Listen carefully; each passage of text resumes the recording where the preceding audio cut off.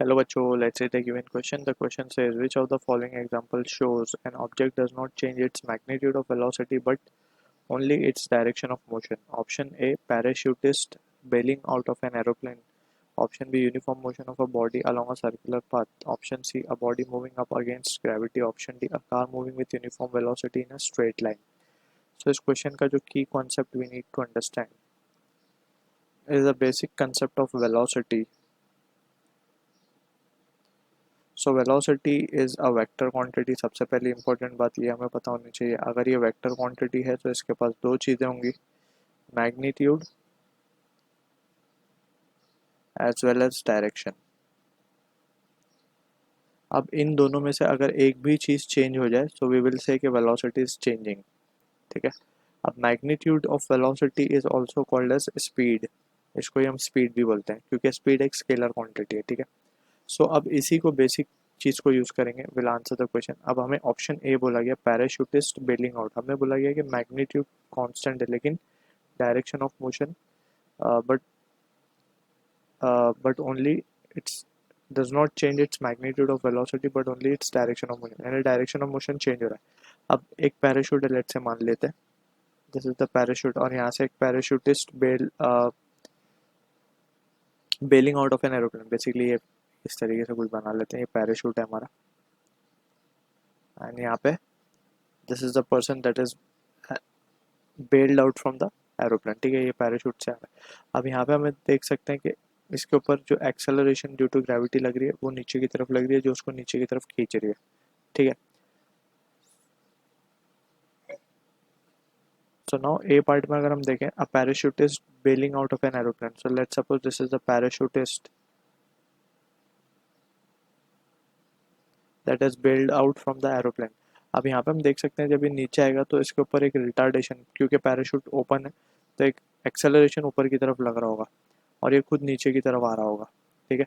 तो in this situation we can see कि इसमें एक्सेलरेशन आ रहा है, एक्सेलरेशन आ रहा है, दैट मीन्स ऑल्दो इसकी डायरेक्शन फिक्स है नीचे की तरफ। ठीक है ना, ऑल्दो इसकी डायरेक्शन फिक्स है नीचे की तरफ, लेकिन एक्सेलरेशन की वजह से उसका मैग्नीट्यूड चेंज हो रहा है। ठीक। बट यहाँ पे बोला गया does not change its magnitude, so that is an important thing. So this can not be the answer, right.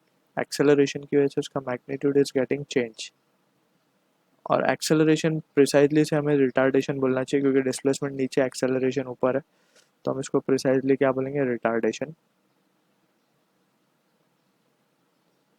Retardation will cause change in speed, direction although इसका फिक्स है नीचे की तरफ बट स्पीड में चेंज आएगा, speed में change आ गया that means magnitude change हो गया उसका। ठीक है ना। तो this can not be the answer. Option B में देखते हैं, बी में बोला uniform motion of a body along a circular path. So let's suppose a body है वो सर्कुलर पाथ में घूम रही है, let's say this is the body. एक इंस्टेंट पे वो यहाँ पे है तो उसके पास जो वेलोसिटी का डायरेक्शन होगा वो इस तरफ होगा, एक इंस्टेंट पे वो यहाँ पे उसका वेलोसिटी का डायरेक्शन इस तरफ होगा, एक इंस्टेंट पे वो इस तरफ आएगा, लेट्स से वो इस तरीके से घूम रही है। तो हर पॉइंट पे हम उसका डायरेक्शन देख सकते हैं, कुछ ऐसे मिलेगा हमें टेंजेंशियल, क्योंकि हमें पता है अगर हम एक स्ट्रिंग को एक स्टोन से टाई करें उसको गोल गोल घुमाएं एंड जो भी पॉइंट पे हम उसको छोड़ेंगे वो पॉइंट पे वो स्ट्रेट पाथ फॉलो कर लेता है, दैट इज टेंजेंशियल पाथ। तो यहाँ पे अगर हम मान लें कि ये कांस्टेंट स्पीड से चल रहा है पार्टिकल, ठीक है, लेकिन हम देख सकते हैं कि हर पॉइंट पे let's say 1 point, second point, third point, fourth point, ऐसे बहुत सारे पॉइंट हम बना सकते हैं। उस पर हम देख सकते हैं क्लियरली कि उसकी जो मैग्नीट्यूड है वी है हर जगह, यानी कि स्पीड कांस्टेंट है, स्पीड इज कांस्टेंट, लेकिन उसका direction is change, direction is changing. तो हर इंस्टेंट पे उसका डायरेक्शन क्या हो रहा है, चेंज हो रहा है। तो यहाँ पे बोला है does not change its magnitude of velocity but its direction of motion, तो that is perfectly true. So uniform circular motion का जो केस होता है basically this is the case of uniform circular motion. ठीक है ना। तो दिस इज द केस जहाँ पे हम बोल सकते हैं कि मैग्नीट्यूड कांस्टेंट होता है या स्पीड कांस्टेंट होती है लेकिन डायरेक्शन की हर इंस्टेंट पे चेंज हो रही होती है।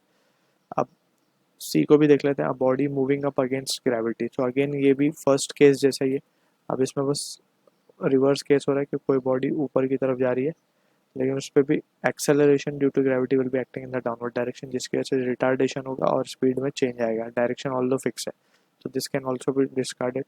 ऑप्शन डी को तो हम ऐसे डिस्कार्ड कर सकते हैं क्योंकि ये बोला जा रहा है आप car moving with uniform velocity, मतलब वेलोसिटी फिक्स है उसकी, ठीक है, डायरेक्शन भी फिक्स है, स्ट्रेट लाइन में चल रहा है, तो हमसे दोनों ही चीज़ें फिक्स हो गई यहाँ पे, लेकिन डायरेक्शन को चेंज होना चाहिए as per the question given, तो option D can also be discarded, so B will be the answer for this. I hope you understood the solution, all the best.